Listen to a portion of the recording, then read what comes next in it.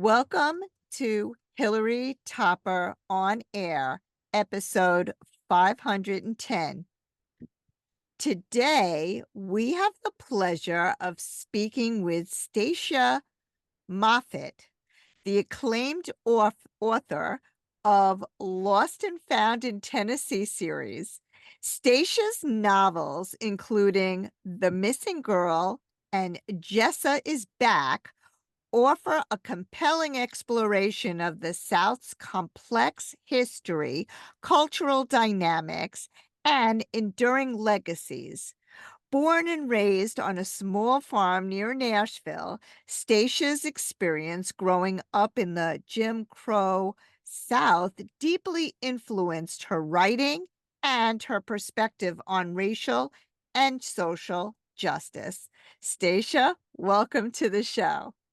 It's great to be here. I'm so happy to be here, Hilary.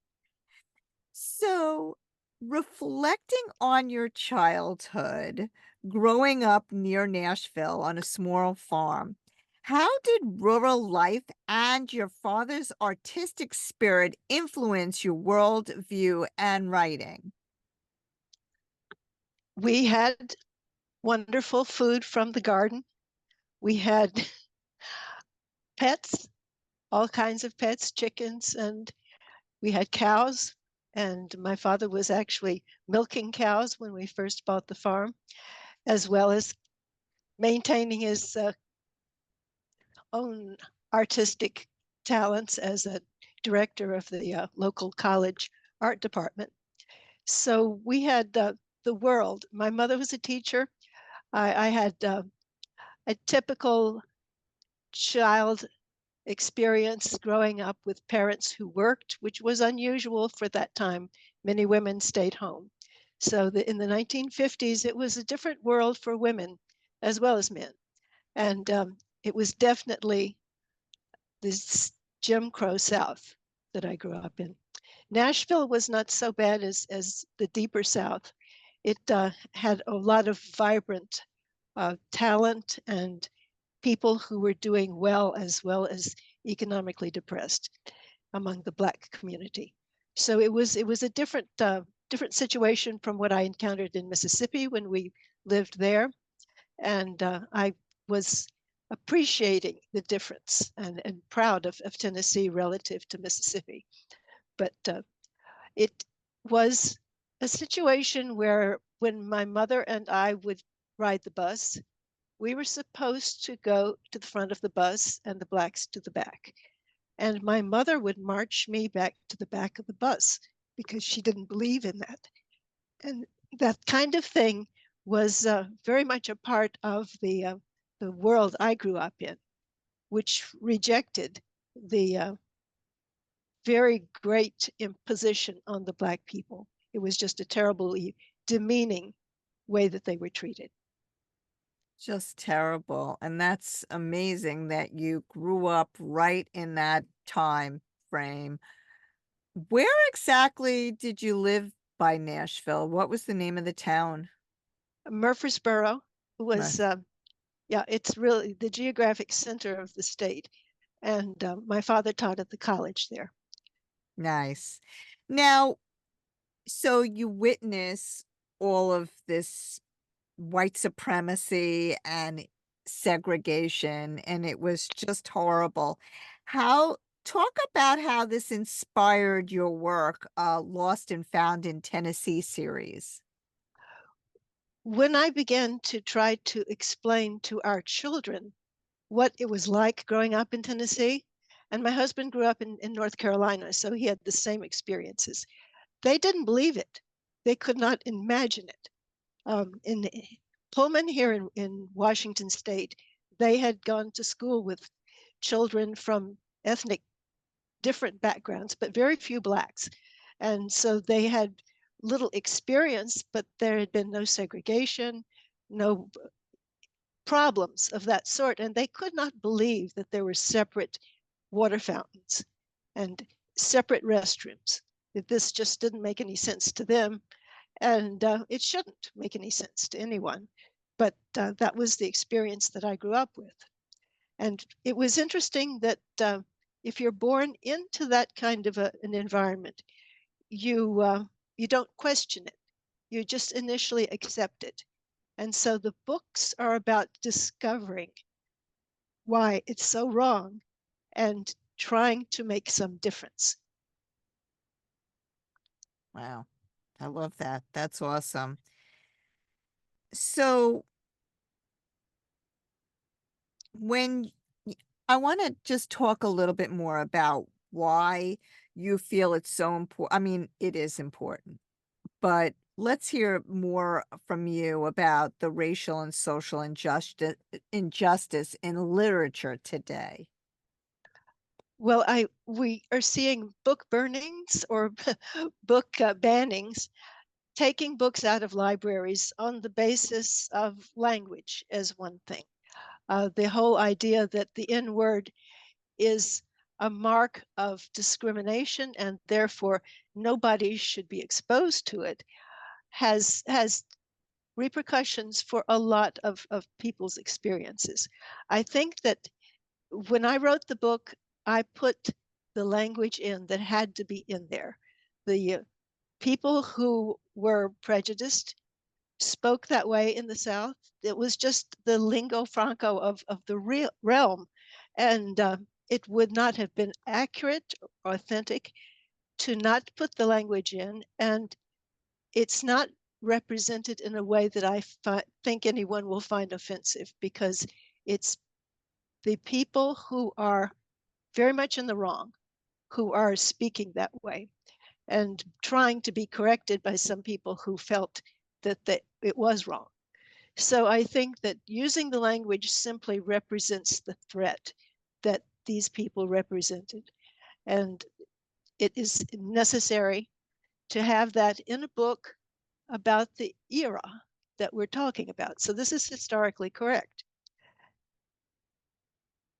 So tell us a little bit about the storyline. Okay, well, it starts out with Jess's family being wiped out in a car accident. And she overhears this. She's 12 years old. She's come home from school, been greeted by her dog, and she hears the sheriff telling the neighbor what has happened. And she immediately decides that she has to run away because her father was an orphan and he had told her terrible stories about his own experiences in foster care. So she had a basis for needing to run away, and she went to her grandfather's farm and hid out there. She had a playhouse in a tree that was hollow, and she could live inside the tree with her dog. And so she attempted to prove to herself and to the town that she could make it on her own because she wanted to go back and try to finish the business that her father had started with the school board. He was trying to get the school board to accept music across the school curriculum, and they had only put it in the white schools. So this was typical of the unfair relationship that the schools had.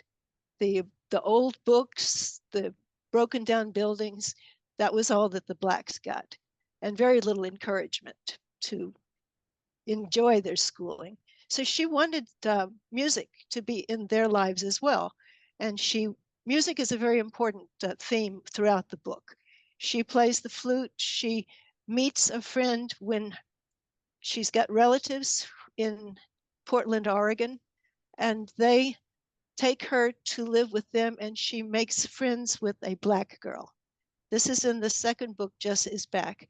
It comes out that she has this good friendship, and she comes back to Tennessee and she sees all of these discriminatory practices, and she just can't stand it because she knows how her own friendship would be affected by that.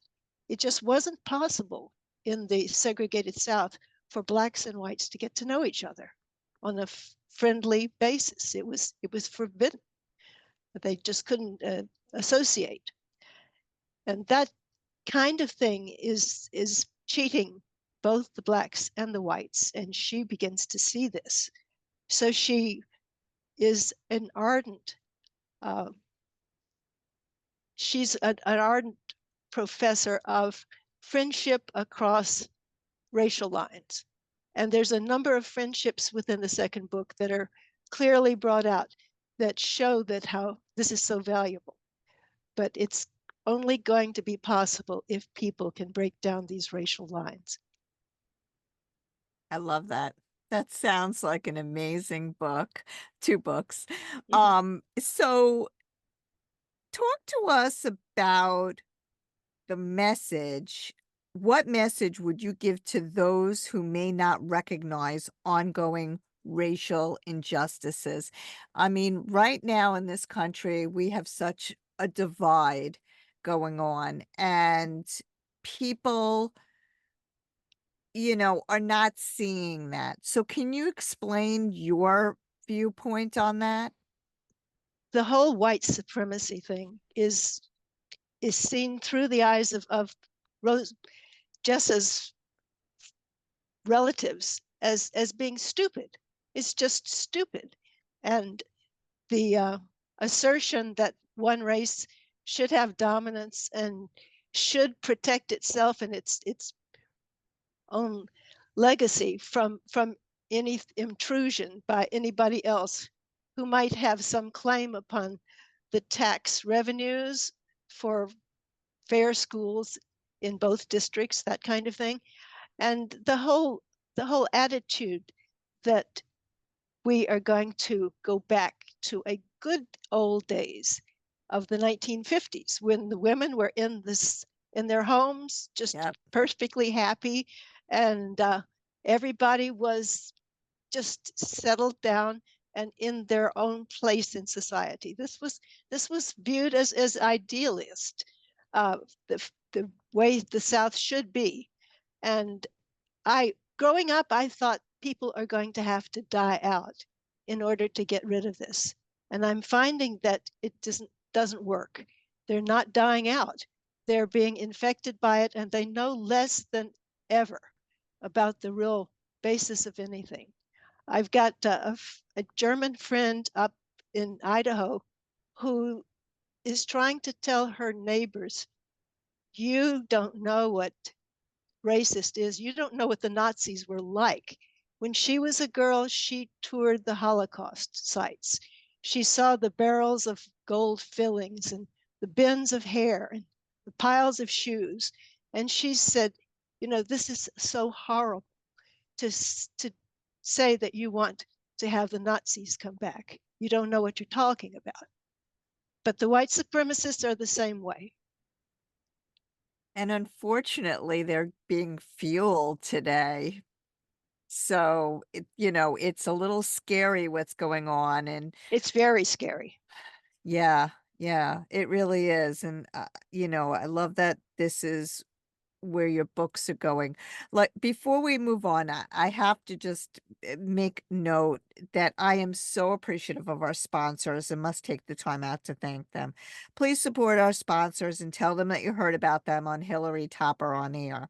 Special thanks to the Russo Law Group, Long Island Signature, estate planning, elder law, and special needs law firm, Play Try, Swim Bike Run, a retail and online bike shop with multi-sport specialists, Metadyne, injury prevention and pain relief products, and Vamazi, pace-tuned running shoes, and the shoes that I like to train in.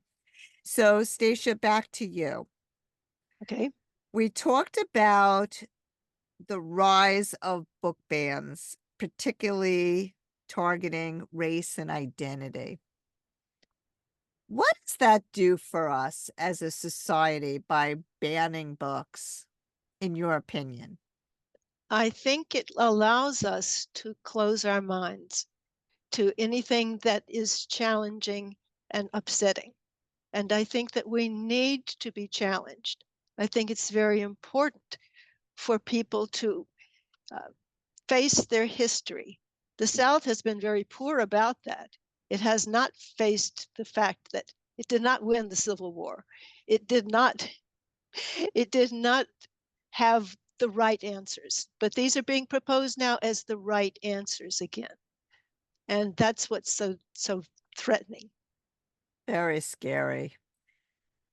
Um, do you believe that diverse narratives should remain accessible to all readers? Why or why not?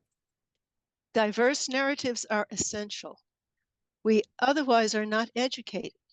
We are simply reinforcing our own biases, and we have to have children exposed to variety of ideas, and they've got to have the opportunity to debate and discuss and have free access to all books. Yeah, I mean, I 100% agree with you. This intimidation is just so uncalled for. It closes us up. It makes us scared and leads us down a dark path that Right, we need to stay away from. right. We've got to embrace our fellow man. We have to be able to trust and love each other because that's the only good way we can have a future. Without a doubt. So talk a little bit you talked a little bit about this friendship that, the girls in your story, The Missing Girl and Jessa is Back. How does it reflect themes of resilience, loyalty, and social dynamics? Can you talk a little bit about that? Well, the girl that Jessa makes friends with, Janie, is in Portland, and her father is there. Um, he's been employed by a college, and yet they are having trouble getting housing that's suitable for them. So the problems that Jessa is aware of in Tennessee are not just in Tennessee; they're all over the place, and the friendship is a very close one. They bike together, they go to movies together, they have a wonderful time in a way that would not have been possible in Tennessee at all. And so Jessa is informed of the fact that she's been missing out, that anybody in Tennessee is missing out. And it's true for both races that they're going to miss out if they don't have a chance to have free access to friendships. So this is a very important part of the story, and the other friendships that form between races in the book are also a very indicative of the differences that should not exist in society, the separation that should not exist, and the need to break it down. Now, you wrote these books. When did you write these books? Uh, over a long period of time, my mother was still alive when I began the books, and I wish she were still alive now because she was also a writer of children's books. And she would have been delighted to know that I finally it took a different turn in my life and became a writer as well. But I think that it's important for all of us to examine our past and see what message it might have for people today. And this was the message that I wanted to share with my grandchildren. I love that. I just love that. Now, you're currently living in Washington. Yes, So, talk to us about your vineyard in Washington and how it connects to your love of nature. we uh, we moved to this property uh, late in the last century, and we thought, well, first we would grow organic garlic because that there should be a good market for that, and we favored that approach ourselves. But there's gophers that love garlic, and so we shifted shifted to a vineyard because there had been an orchard on the property and it had failed because of lack of water. Uh, so vineyards don't require nearly as much water as orchards do. And that was one of the reasons that we thought it would be a success. and the area had been evaluated by a Frenchman. He said these slopes ought to be covered with grapes. And so Wow. so we got busy and did a little bit of that. A small 6 acres is what we have, but it's quite a bit of work. Right now, my husband and our son are pressing grapes that were picked yesterday. The Sauvignon Blanc was picked. We we drink a lot better wine than we would otherwise as a result of having the vineyard. But it's been a wonderful expansion of what Eastern Washington can do, and a number of wineries have followed suit. We were the pioneers in this area, and other wineries are getting started in the area and establishing a good reputation as well. So they're showing what the area can do in terms of growing grapes, and we've got classic wine grapes, and we love it. Yeah, Washington and Oregon has really blossomed in the Yes, wine category, right? that's right. Just amazing wines are coming out of those areas. So congratulations to you on Thank that. you. So let us know, our listeners know what's next for Stacia.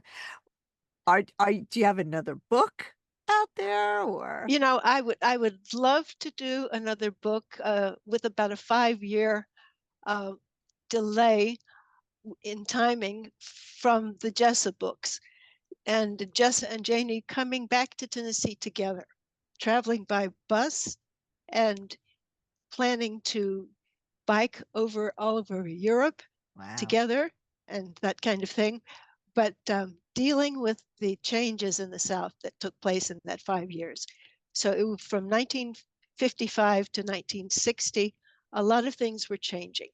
And it's really, we need to appreciate what accomplishments we have had, and not lose them Yeah. in our current environment.